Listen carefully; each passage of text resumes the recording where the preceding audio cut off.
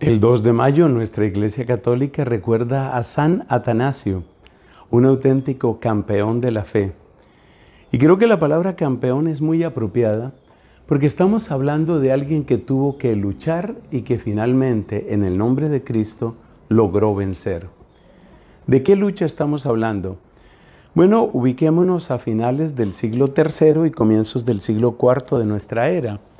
Se estaba difundiendo a gran velocidad y con un impacto descomunal la doctrina de un sacerdote que lamentablemente cayó en herejía.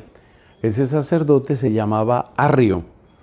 Y básicamente lo que enseñaba Arrio es que Cristo era una creación, era criatura de Dios. Es decir, que Arrio enseñaba que Cristo había sido hecho, había sido creado por Dios. Y por consiguiente, Cristo no era eterno como el Padre, ni merecía la misma gloria del Padre, ni era de la misma sustancia y naturaleza del Padre. Esto parece que es un debate como muy abstracto y alguien podría preguntarse, bueno, pero ¿cuál es la importancia de discutir esas cosas? Otro tal vez podría decir, pues sí, cada uno tiene su opinión, hay gente que dice unas cosas sobre Cristo, hay gente que dice otras cosas, cada uno pues va haciéndose poco a poco su idea. Mira, la fe católica no funciona de esa manera. La fe católica no tiene esa clase de versiones y de opiniones como si diera lo mismo una cosa que otra. No nos dejemos engañar por eso. ¿Por qué es tan importante esto de la divinidad de Cristo?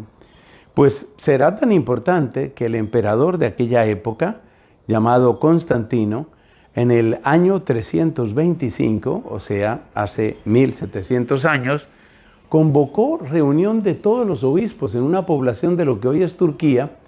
Esa población se llamaba Nicea, y ahí se reunió el primer concilio universal, o sea, de todas partes del mundo. Es lo que significa la palabra ecuménico en ese contexto.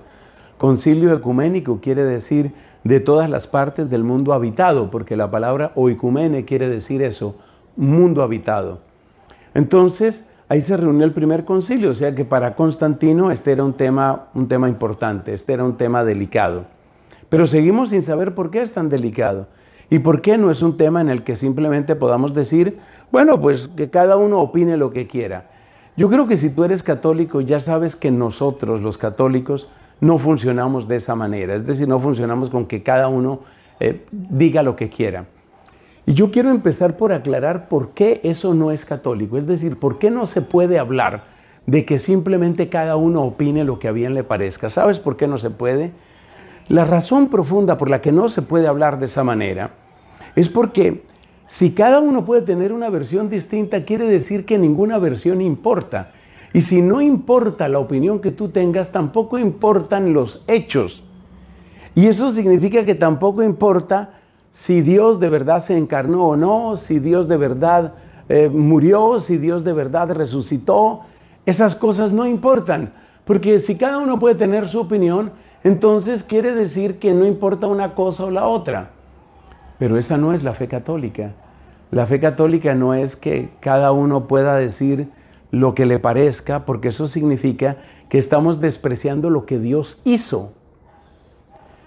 La pregunta fundamental es, ¿Dios lo hizo o no lo hizo? ¿Hay encarnación o no hay encarnación?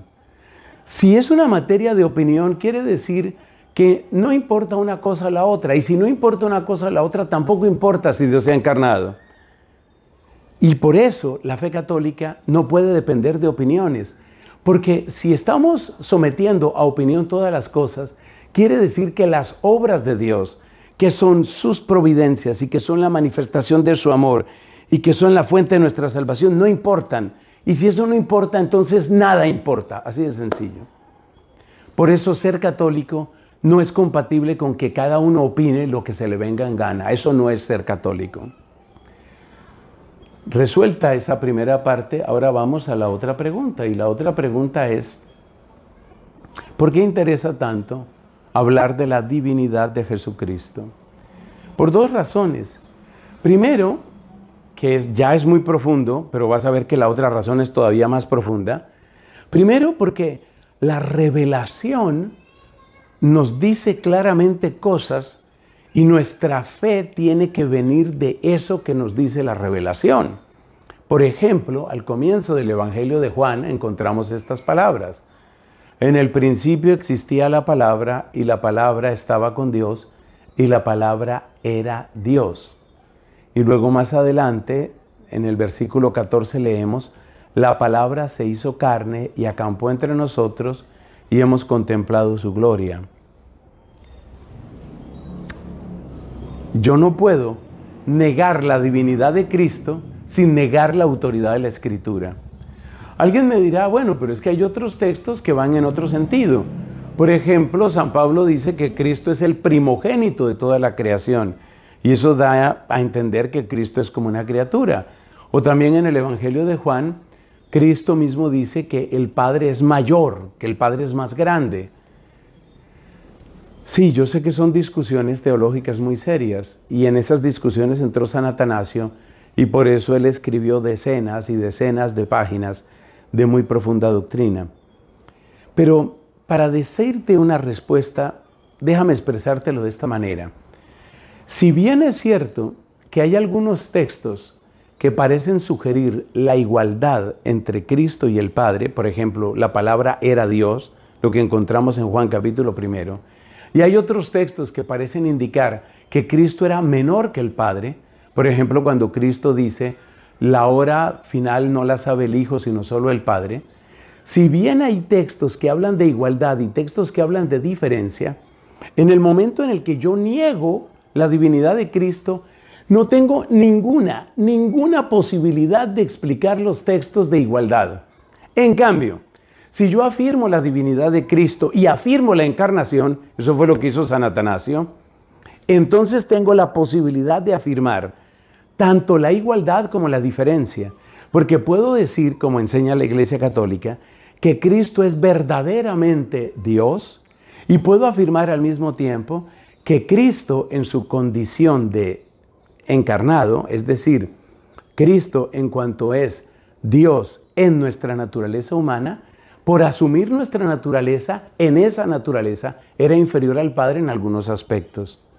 Entonces te das cuenta que es verdad que hay algunos textos que hablan de igualdad, otros textos hablan de diferencia entre el Hijo y el Padre, o de distancia entre el Hijo y el Padre, pero si yo niego la divinidad, no tengo manera de explicar los textos que hablan de igualdad. Mientras que si yo afirmo la divinidad, a través del misterio de la encarnación puedo explicar unos textos y otros. Eso fue lo que hizo San Atanasio. Esa fue la genialidad de San Atanasio. La otra razón por la que es tan importante hablar de la divinidad de Jesucristo es porque eso es lo que hace a Cristo esencialmente diferente de todos los demás profetas. Hay muchos profetas que sufrieron, como Jeremías, como Isaías. De hecho, Cristo dice que todos los profetas fueron perseguidos. Es una especie de generalización que nos presenta Cristo en el Evangelio. Entonces hay sufrimiento en los profetas, pero hay algo muy bello. Y es que el sufrimiento de los profetas, aun siendo tan profundo y por supuesto tan doloroso, no se compara al sufrimiento o al valor del sufrimiento de Cristo, porque se trata del Dios encarnado. O sea que el misterio mismo de nuestra salvación depende de que Cristo no es un profeta más. Y Cristo no es un profeta más porque ningún otro profeta era Dios verdadero como es Cristo. Ningún otro profeta supone el grado de anonadamiento, de abajamiento y de sacrificio que tiene Cristo. Esa es la importancia que tiene proclamar la divinidad del Señor. Y si hoy te lo puedo decir con esta claridad, se lo debemos sobre todo a un santo. Y ese santo se llama Atanasio. Bendita sea su memoria y que él ruegue por la Iglesia en estos momentos en que muchas veces parece que la confusión se generaliza, se extiende y se canoniza. San Atanasio, ruega por nosotros.